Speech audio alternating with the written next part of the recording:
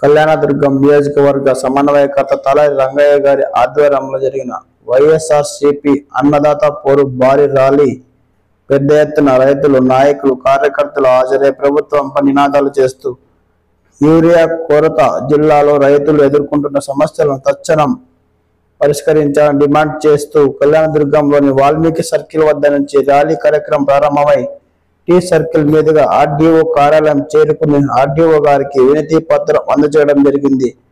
రైతులకు యూరియా అందని పక్షంలో యూరియా గోడౌన్లపై దాడి చేస్తామని ఈ సందర్భంగా తెలియజేశారు.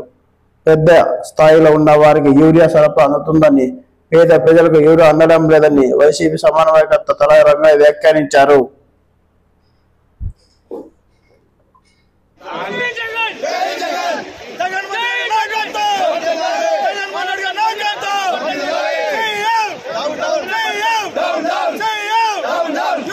ఎక్కడ సూపర్ హిట్ మీద సూపర్ సక్సెస్ అని అడుగుతున్నాను.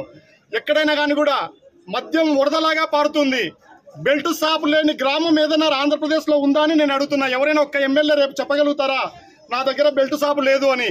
అంతేకాకుండా రైతులకు ఇబ్బంది లేకుండా యూరియా ఇవ్వగలుగుతామని చెప్పగలిగే ఏదైనా ఒక సందర్భం ఉందా అని అడుగుతున్నాను. నిన్న మీటింగ్ పెట్టుకొని ఈరోజు పెద్ద పేజీల్లో వేస్తారు, ఫోన్ చేస్తేనే 50,000 టన్నుల యూరియా వస్తుందని. 3 నెలలు 4 నెలల నుంచి రైతులు ఇబ్బంది పడుతున్న సందర్భం ఉంది. ఫోన్లో మీరు ఇంతకుముందు ఎందుకు చేయలేకపోతున్నారు? మాకు ఈ ప్రాంతంలో చాలా ఇబ్బందులు ఉన్నాయి.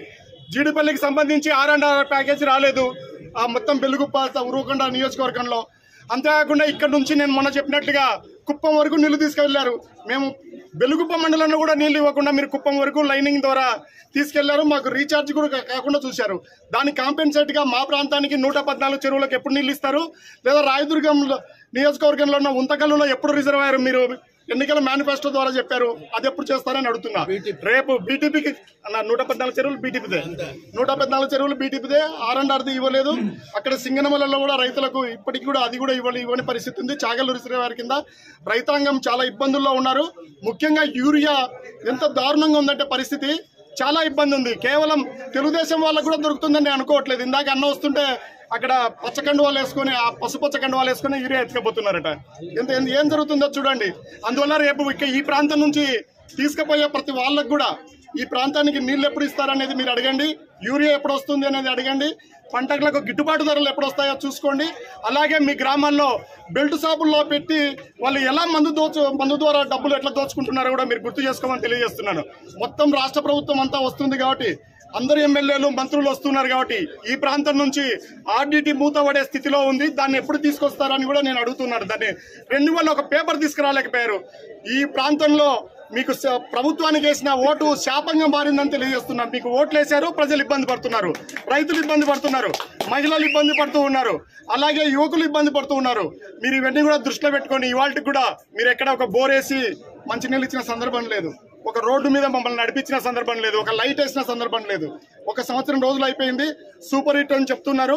బస్సులు కూడా మాకు ఈ ప్రాంతానికి పెద్ద ఉపయోగం లేదు. మీరు ఏం చెప్పదలుచుకున్నారో చెప్పే వాటిని అన్నిటి కూడా ఇవి కూడా దృష్టిలో పెట్టుకుని జగనన్న ఇంతకుముందు ఏం చేశాడో మీరు గ్యారెంటీగా ఏం చేస్తున్నారంటే మోసం చేస్తున్నారు. అందువల్ల అన్న చెప్పినట్లుగా రైతాంగానికి అంతా కూడా కడుపు మండుతూ ఉంది. మీరు ఇవ్వకపోతే ఖచ్చితంగా ధర్నాలు ఉధృతం చేస్తాం. నిజంగా కూడా యూరియా గోడౌన్లు ఎక్కడ ఉన్నాయో దాని మీద దాడులు కూడా చేసి ఆ యూరియాను బ్లాక్ మార్కెట్ కు తరలకుండా కూడా చూస్తామని తెలియజేస్తున్నాను. జై జగన్.